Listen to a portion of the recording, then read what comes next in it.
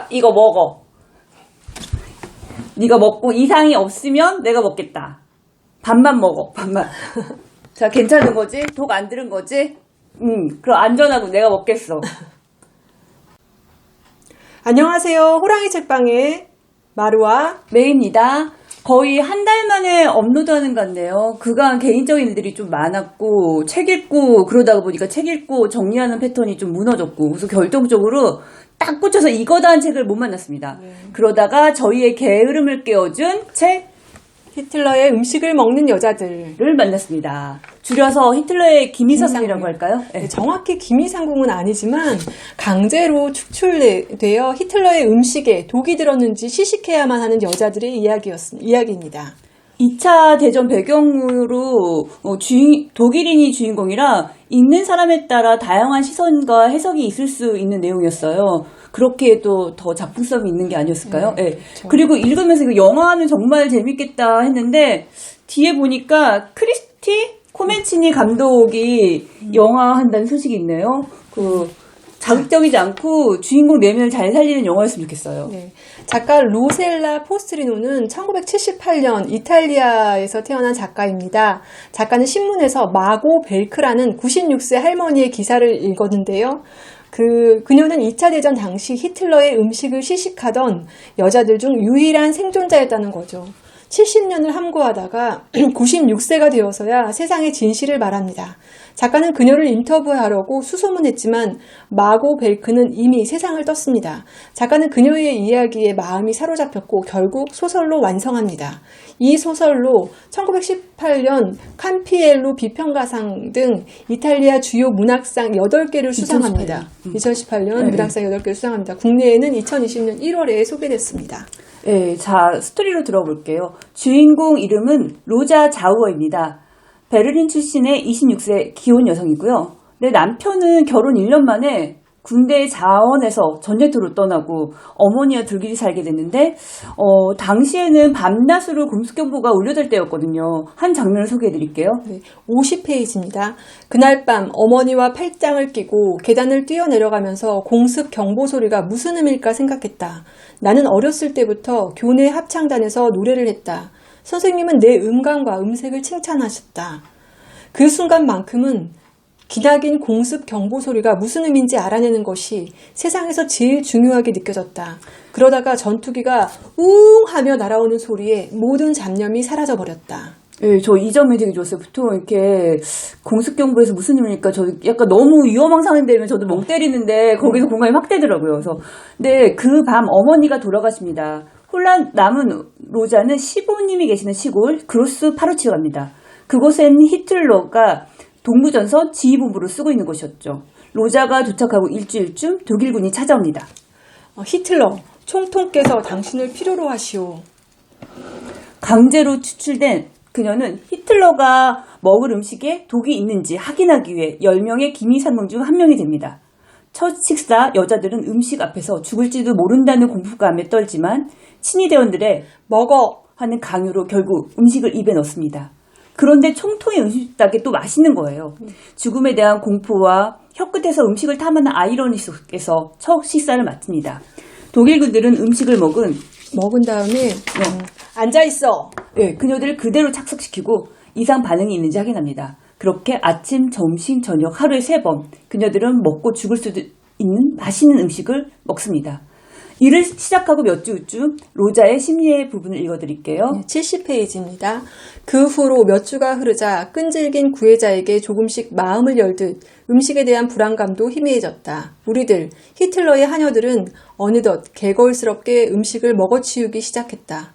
하지만 음식을 다 먹은 뒤 포만감을 느끼는 순간 기쁨은 사라졌다. 음식이 가득 찬 위의 무게가 심장을 억누르는 것 같아서 식사 후의 연회장 분위기는 항상 우울해졌다. 아직까지는 모두들 독을 먹고 죽을지도 모른다는 두려움에 시달렸다. 네, 로자는 그 음식을 먹고 자기가 죽을 수도 있다는 두려움 플러스 또 자신이 그 음식을 먹고 살면 히틀러에게 안전한 음식을 제공하는 거고 먹고 죽어도 히틀러를 지키는 일이라는 거에 또 마음이 무겁습니다. 로자는 독일이지만 히틀러 지지자는 아니었거든요. 그러게요. 그리고 피난을 굳이 이제 남편도 없는 시댁으로 가서 네, 그런 적이 그러게요. 당한 건지 농담입니다. 네. 이 소설 속 모순의 끝은 또 히틀러가 채식주의자로 나와요. 그래서 네. 로자는 여기서 돼지고기나 소고기, 닭고기 먹고 싶은데 네, 거기라도 한 조각이라도 넣어주지. 맨날 이렇게 풀 같은 거로 맛있게 음식한 걸 먹으니까 그게 좀 웃겼는데 이제 가축을 도축하는 게 너무 잔인해서 고기를 먹을 수 없다. 히틀러가 유태인 채식주의였던 이유가 유대인 학살은 쉽게 자행하면서 히틀러가 그랬을까 의아했는데 다른 자료를 보니 이제 괴벨스가 선동을 위해서 조작한 거라고 하네요. 그러니까 히틀러가 다른 사람보다는 좀 특별하게 보여야 됐으니까요. 세팅한 거. 게벨스가 그러면은 삼국지의 제갈 같은 진짜 천재. 그렇죠. 네. 예, 로자에게는 시식도 힘들었는데 더 괴로웠던 건 시식단 여자 팀 있잖아요. 그들이 텃세가 심했어요. 그래서 그들의 공동체에 적응하고 합류하기 위해서 뭐 너 옷 이쁘다 그러면 자신 옷 이렇게 빨아서 갖다 주고 우리 애들 우유 필요한데 그러면은 그 요리사한테 실례로도 몰래 우유 훔쳐다 주고 걸리고 막 이러기까지 합니다. 54페이지인데요. 내게 텃세를 부리는 것은 내가 베를린 출신이라서가 아니라 자신들의 일원으로 받아들여지기 원하는 내 마음을 그들도 알고 있기 때문이다. 내 욕구는 나를 나약하게 만들었다. 네. 이 동소금을 만론하고 이 다수가 한 명을 대할 때, 제가 이 집단에 들어오고 싶구나. 어떻다는 걸 이제 본능적으로 알아차잖아요. 그리고, 이걸 우리 집단을 원하며 그 사람한테 좀 함부로 대하고 무리한 걸 요구하기도 하고, 이런 경험이. 그렇죠. 태움이나 왕따, 이심애, 이런 것들. 네. 그러니까 저희도 항상 다수의 분성. 항상 좀 개념 있게 좀 깨어 있어야 된다고 생각이 듭니다. 네. 그런데 로자가 이곳 출신이지만, 또 베일에 쌓인 여자 한 명이 있어요. 엘프리데. 그녀는 사람들에게 자신 얘기를 절대 안 하고 일부러 거리를 둬요. 그러다가 결정적으로 여자들 중 누군가 어려운 일을 당하거나 불의한 일을 당하면 제일 먼저 앞장서죠. 친데레 캐릭터. 그래서 저 소설 속에서 이 엘프리데가 나올 때 제일 멋있어요. 로자가 이제 여자들과 어느 정도 친해졌을 때 부분입니다. 72페이지입니다. 그 순간만큼은 나와 같은 음식을 받은 여자가 가장 가까운 피부치보다도 소중하게 느껴졌다. 나와 같은 음식을 먹는 여자의 뺨에 뾰루지만 봐도 울컥했다. 그날 아침 그녀가 꼼꼼하게 혹은 무심히 세수를 하는 상상만 해도 잠자리에 들기 전에 신었을 법한 울양말에 생긴 보풀하기만 봐도 마음이 애틋해졌다. 우리들은 같은 운명에 처했기에 그녀의 생존이 내 생존과 똑같은 무게감으로 다가왔다. 이런 걸 보고 전후에 이런 건가? 그죠? 예. 그렇죠. 예. 죽을지도 모르는 같은 순간을 보는 거. 예. 네. 그러다 어느 날 남편 그레고어에게 크리스마스에 올 수 있다는 편지를 받고 정말 기뻐합니다. 그런데 또 얼마 후에 그가 야전 병원에 입원했다가 실종됐다는 통보를 받습니다. 네. 입원을 했는데 실종되었다는 건 뭘까? 그러니까 차라리 죽었다는 것도 아니고 실종 애매합니다. 그래서 이제 시부모님과 이 주인공 로자는 너무 기뻐했다. 갑자기 또 좌절하고 출근을 거부하는데 이제 그 독일군들이 또 집까지 찾아와서 부모님을 폭행하고 강제로 출근 버스에 태웁니다. 그때 아까 그 베일에 쌓인 여자 엘프레드가 괜히 이제 비아냥거리고 둘이 몸싸움을 하다가 또 독일군한테 엄청 군홧발에 밟혀요. 그래도 이제 둘만 있을 때 엘프리데가 이제 속이 좀 풀리냐 하자 처음으로 로자는 그녀를 안고 옵니다. 그전에는 말도 잘 안 하는 사이였는데 이렇게 서로 이렇게 되게 슬픈 상황에서 꼭 안아준 그런 사건으로 이제 둘은 절친이 됩니다. 엘프리데의 캐릭터랑 맞아. 너 힘들어? 뭐 무슨 일이 있어야 하고 뭐 괜히 시비 걸어서 울게 만드는. 이게 시식단 여자들 몇몇의 연대는 하지만 삶의 의미가 없는 로자의 상태로 소설 1부가 끝납니다. 2부에서는 중위 치글러가 등장하는데요. 시식단의 총 책임자로 나옵니다. 전임보다 더 바늘로 찔러도 피 한 방울 안 나올 것 같은 인물이죠. 어떤 모임에서 로자는 노래를 하는데요. 우연히 그 자리에 있던 치글러는 그녀에게 반합니다. 그래서 매일 밤마다 로자의 집에 와서 창문 밖에서 한없이 로자를 바라보다가 갑니다. 그래서 처음에는 그를 못 본 척 하다가 결국 그에게 마음을 엽니다. 그리고 시댁 헛간에서 그와의 이제 불륜이 시작됩니다. 네, 그러니까 참 로자의 행동이 비상식적으로 보이기도 하지만 그 전쟁이랑 극한 상황이기에 가능했던 욕망이 아닐까 싶어요. 그렇죠. 네. 시식단에서도 그 남편은 전장에 있는데 임신한 여자가 있어가지고 또 같이 또 도와주고 그런 장면이 또 있잖아요. 전쟁 속의 여자들의 그 뭐랄까 의지할 데 없는 마음이 너무 커서 이런 욕망들이 생긴 건가? 그러니까 생존을 위한 욕구가 너무 그렇죠. 커서 그랬는지. 네, 하루는 헛간에서 이제 칡을로 아까 그 중이랑 있는데 헛간 문이 열리는 소리가 나요. 드디어 15분이한테 걸렸구나 하는데 하고 문을 여는데 이거 엄청난 스포일러인데 얘기해야 되나? 바로 거기에 집에서 키우는 고양이가 있어요. 그래서 쥐를 딱 죽여서 물고 있는 거죠. 그래서 둘은 놀란 가슴을 추스리고 다시 헛간으로 돌아와서 이제 로자는 생각합니다. 265페이지입니다.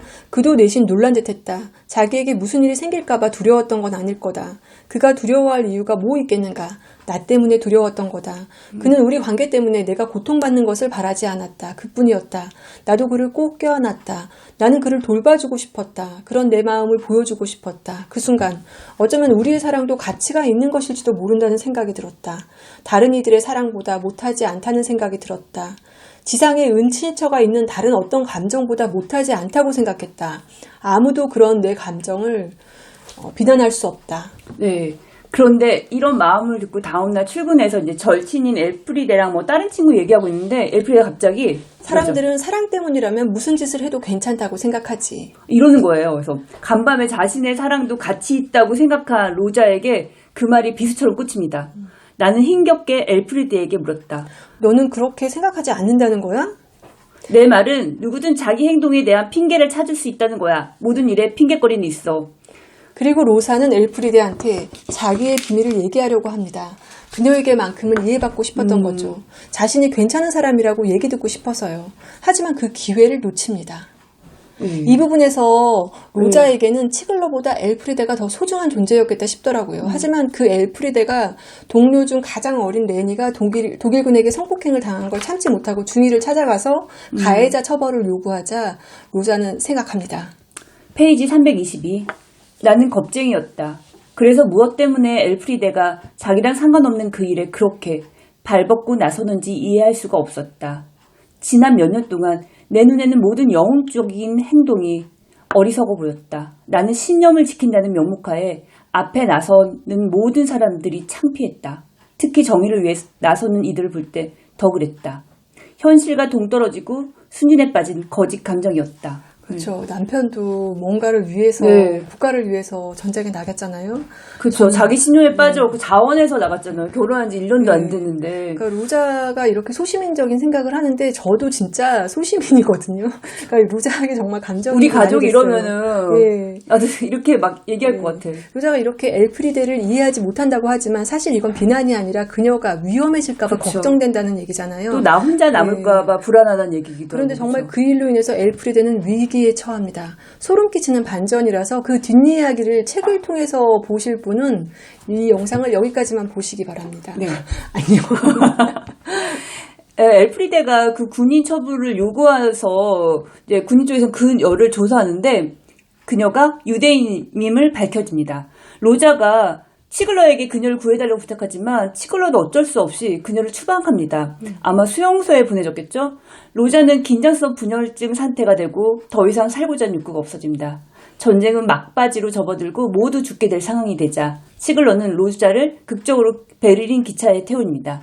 이야기는 좀 더 있지만 그것도 직접 읽어보시면 더 여운이 길 것 같아서 여기까지만 오늘 주글 소개해드릴게요. 이 소설은 공포 속에서도 생존하고자 하는 인간의 욕구뿐 아니라 한나 아렌트가 말한 악의 평범성, 그러니까 2차 세계대전의 단면과 그 이면을 다각도로 다뤘습니다. 네, 맞아요. 이 악의 평범성 얘기하자면은 그 뭐 히틀러를 막 추종하는 요리사 크레멜 얘기를 잠깐 했는데 그리고 막 시식단 2명 여자 2명도 막 있는데 걔네들 막 히틀러를 막 추종하는데 뭐 개인적으로 너무 잘해주잖아요. 맛있는 것도 주고 얘가 힘든 일일 때 좀 이렇게 덮어주기도 하고 개인적인 샤와 그의 악행과는 또 별개인 것들. 남자 부인도 히틀러 사진 자기 거실에 이렇게 해놓고 저분이 우리 민족을 우리 국가를 구원할 거네 이런 강한 신념을 가지고 계시잖아요. 근데 약간 그 한없이 또 주인공 여자한테 잘해주고 문학 좋아하고 꽃 좋아하고 그런 평범성. 근데 그 가해자인 독일인 역시 자신도 피해자이기도 하다는 거를 여기 담습니다.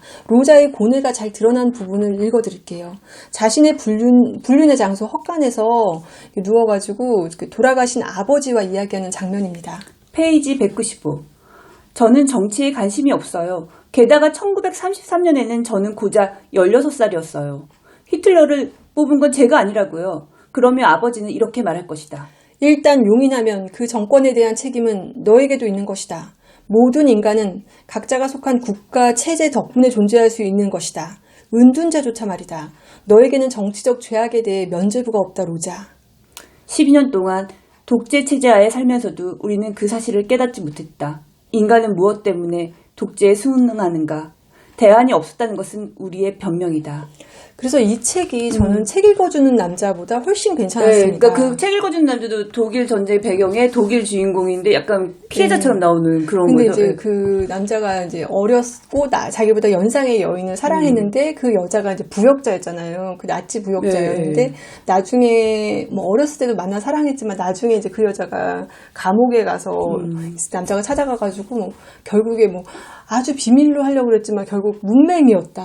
가서 글 가르쳐주고 카세트 테이프 같은 거에서 그 글을 배울 수 있게 도와주고 그러는데 그 약간 저는 찝찝하죠. 네. 문맹이었기 때문에 그 선과 악을 구분할 이성이 없었다는 걸로 면피한다는 생각이 들었어요. 그렇죠. 그거 마무리가. 네, 그리고 책, 그게 로맨스로만 보기에는 너무나 그걸 엄숙하고 무거운 역사적인 사건을 피해자들이 피해간다는 너무 느낌이 들어서 네. 별로였는데 이 책은 아버지의 말씀을 통해서 아무리 상황이 나를 어쩔 수 없이 히틀러를 위해서 부역하게 만들었어도 아무 책임이 없지는 않다는 얘기를 합니다. 네, 이 국가주의에 대한 얘기를 좀 마무리하고 싶은데요. 독일 사람들은 이렇게 자기 국가에서 막 금메달 따도 감흥이 없대요. 우리는 뭐 누가 소년제나 누가 이렇게 생각이 안 나? 금메달 한영조가 막 바르셀로나에서 금메달을 따고 막 그런 막 이렇게 김연아가 금메달 따고 그러면 다 울고 막 이러잖아요. 네. 독일 사람들은 그 두 번의 전쟁으로 인해서 국가주의에 대해서 위험성을 깨달았기 때문에 많이 사라졌다고 합니다. 네. 그리고 또 이 책에서 보면은 국가를 위해서 한 개인의 그 피해, 희생? 이걸 너무 당연시하는 것도 얼마나 위험한 일인지 저희가 항상 그거에 대해서 인지하고 있어야 될 것 같네요. 네. 오늘 여기까지 하겠습니다. 네, 감사합니다.